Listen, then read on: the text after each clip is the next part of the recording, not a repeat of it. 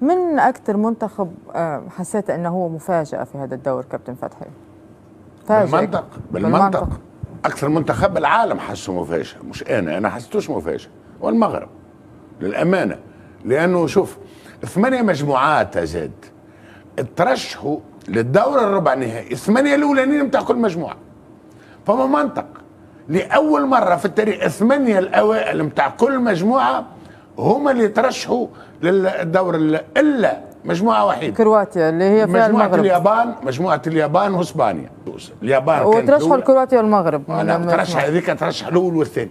معناها قمة المنطق نتاع ما أنجزه كل فريق، وبالتالي العالم يتحدث عن مفاجأة. أنا كنت نتفرج توا في عديد القنوات الأجنبية يتحدثون الكل على مفاجأة المغرب. المغرب صح عليها، معنا ما ربحتش مقابلة، راهو ماهيش مجرد مقابلة كرة قدم. بلاد المغرب ربحت أنه في العالم الكل يتحدثوا عن المغرب. أحسن حملة إشهارية للمغرب جاءت من عند فريق كرة القدم.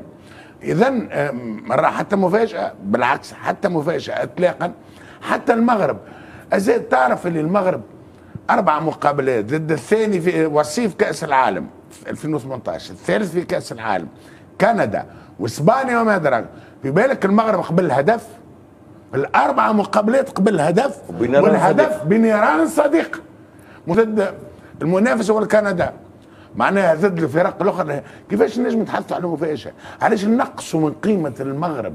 علاش نقصوا؟ مش نقصوا من قيمه المغرب، هو احتقار العرب، لانه مستانسين العرب. لانه بصراحه احنا ما عندناش يعني بالضبط، احنا ما عندناش تجارب في الادوار المتقدمه للمغرب. اليوم اول منتخب عربي يوصل للدور الربع النهائي بمدرب كابتن فتحي. شوف يا سيدي، بمدرب عربي خذا الفريق قبل 3 ولا 4 اشهر.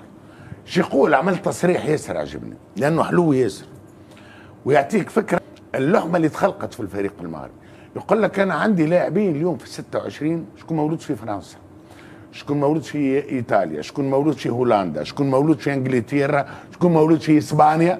عملت منهم ميلك شيك وكان عصير بنين. شوف القوه نتاع المدرب كيف راهو المدرب. انا متاكد انه وحيد علي لوزيتش اقوى من وليد الرقراقي على المستوى ربما الفني والتكتيكي والتجربه. وحيد علي لوزيتش رشح الناس كل كاس العالم. وين كل مره اللي يرشحوا قبل بشهرين يقول له برا ما تمشيش. دونك المشكله فيه هو.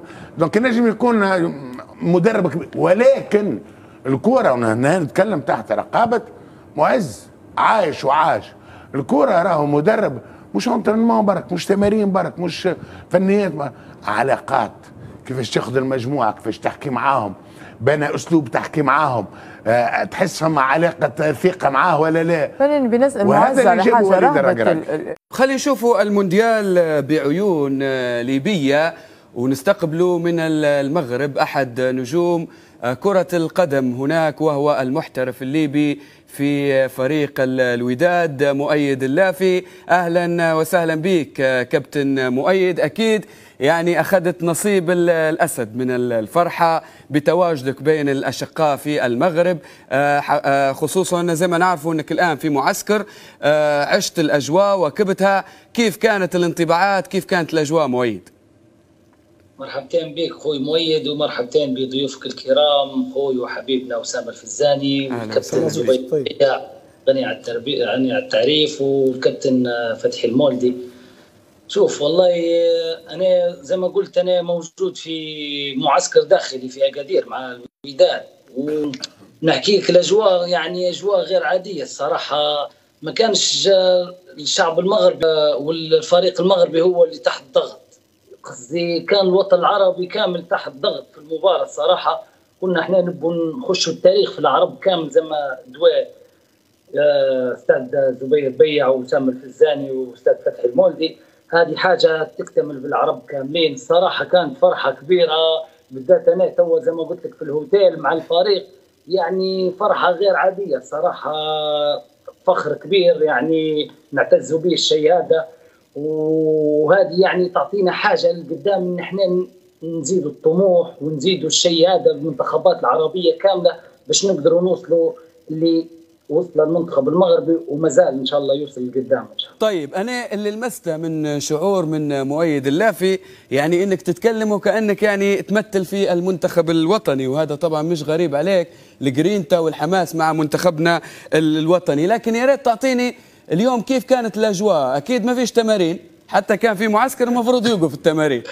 شوف هو والله احنا جانا امس من كازا، كان عندنا مرنا امس وكان عندنا اليوم تمارين الصبح حديد الصاله والعشيه تمارين، فغيروا الجدول ما نقدروش طبعا تطلع بعد المباراه والطريق والشرطه، غيروه تمرنا الصبح على البحر وبعدها تفرجنا على المنتخب وبعد الفرحه تمرنا الصاله العشيه. فنحكي لك الاجواء تو اقادير انا كان نفتح الباب نتاع الهوتيل، هذا باب الغرفه ما نقدرش نسمعكم.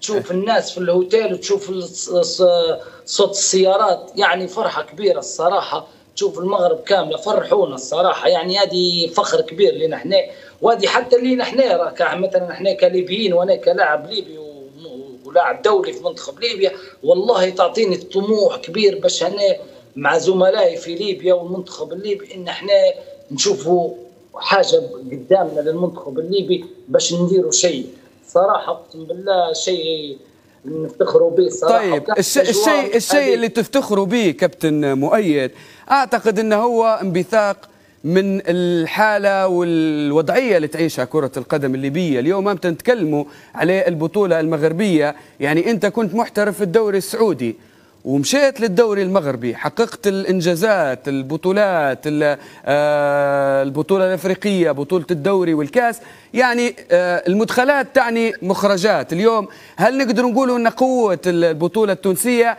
هي كانت رافد بالنسبه للمنتخب الاول، حتى من خلال ما البطوله المغربيه عفوا هي يعني هي اللي مخرجاتها تكون المنتخب المغربي؟ صحيح، انا لي تو ثالث سنه في الدوري المغربي مؤيد. البطوله المغربيه نحكيك على البطوله المغربيه المحليه كل سنه اصعب من سنه، كل سنه الرتم الكره المغربيه التطور اللي نشوف فيه انا احسن من السنه اللي قبلها. تو انا ثالث سنه في كل شيء، في الملاعب، في الامكانيات، في التطور، كل شيء، في الاسلوب اللعب، في اللاعبين اللي يدخلوا للدوري المغربي المحلي يعني على مستوى.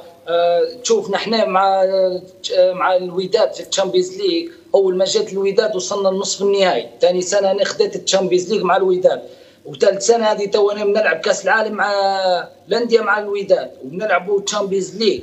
يعني البطوله المحليه المغربيه لها تو سنتين تاخذ في التصنيف الاول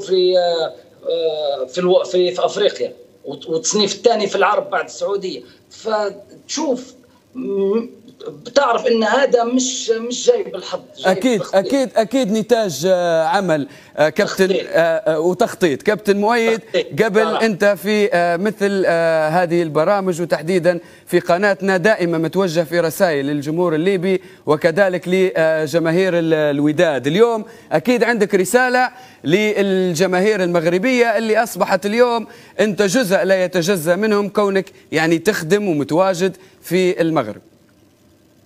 علاش قلت لك احنا فرحنا وفرحه كبيره، يعني زي تكون مثلا تونس، مصر، الجزائر، المغرب، يعني علاش فرحنا فرحه كبيره؟ احنا نعرف الشعب المغربي يعني قريب على الشعب الليبي، حتى بالذات في الثقافه وبالذات في الكوره يعني.